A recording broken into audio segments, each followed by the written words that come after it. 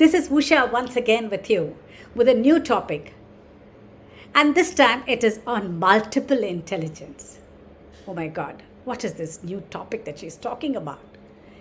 Multiple Intelligence by Howard Gardner. Before I embark into that, let me give you, as usual, a little anecdotal records or a story line.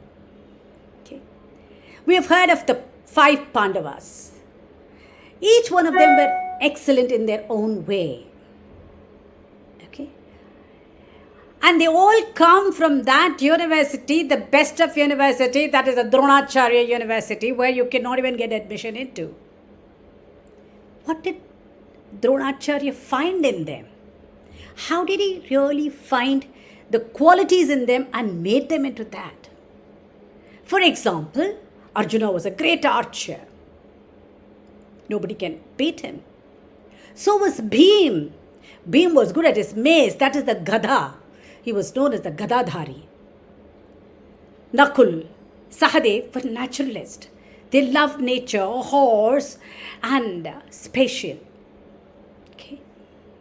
While Yudhishthir was all the time contemplating about his own self and the logical thinking. So he was more into logical thinking.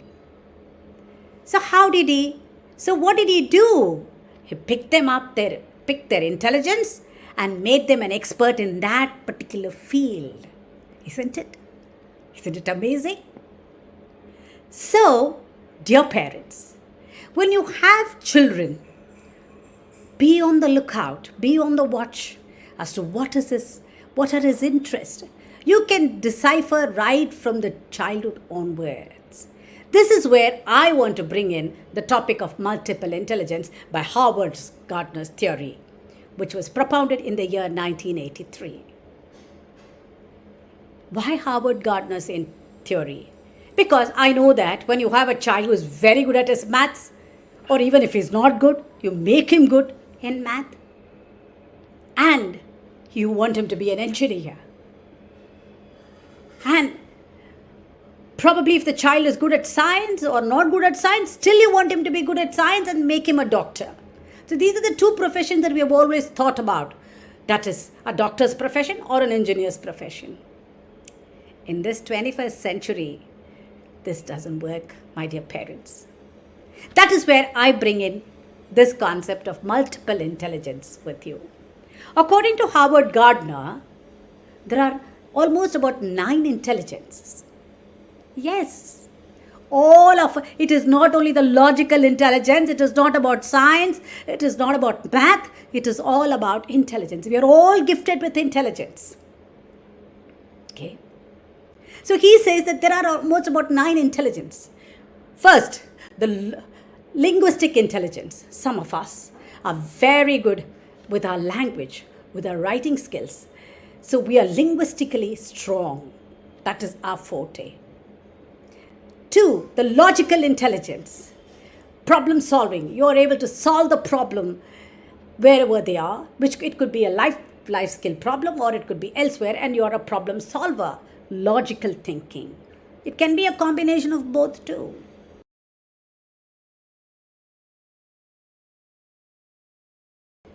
And Bhim is of that kind. Since he was kinesthetically intelligent, probably that is when Dronacharya decided him to be the Gadadhari.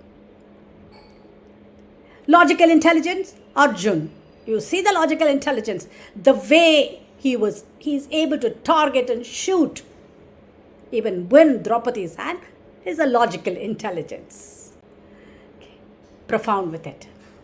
Then comes interpersonal. Some of us are very good with mingling people, talking to people, and you become an extrovert.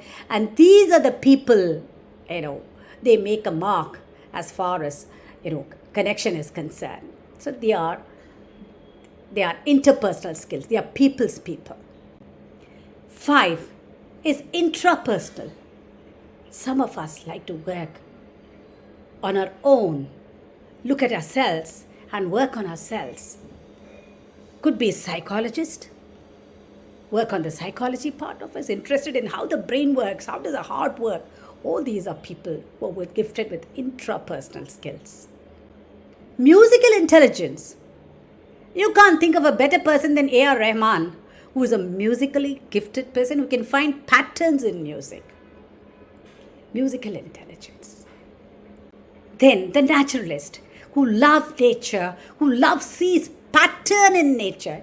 Just not mere loving nature, it's about seeing the pattern in nature. So that could be a real interest in them. They are naturalist.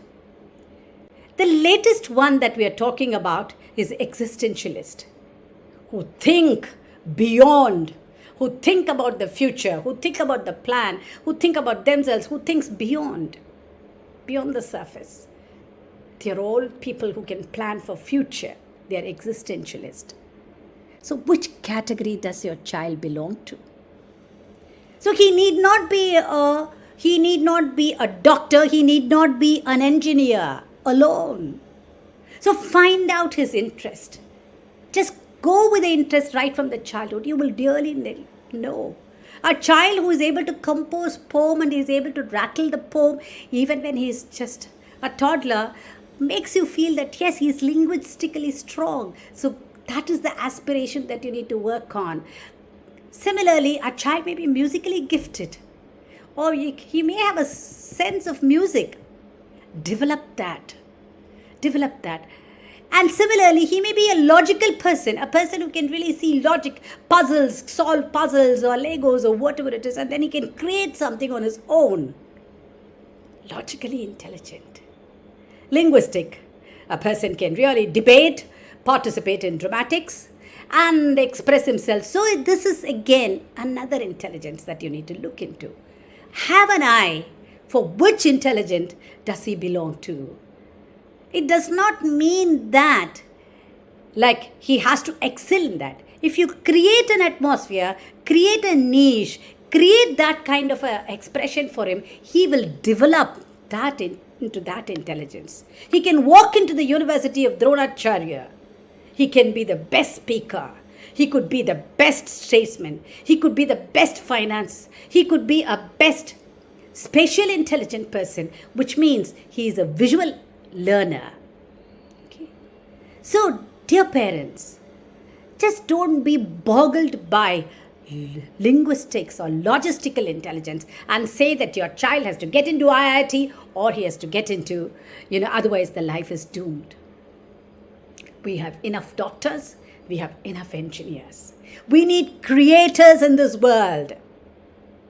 We don't want engineering graduates, we want engineers. We want people who can create music, who can really transform this society. So look into this. What intelligence is predominant in him? So do not push him from one class to the other, one class to the other, one class to the other. Look at his intelligence. Watch his intelligence, the way he is shaping, and give him that niche so that he can be a very, very successful person in future. Signing off, Usha.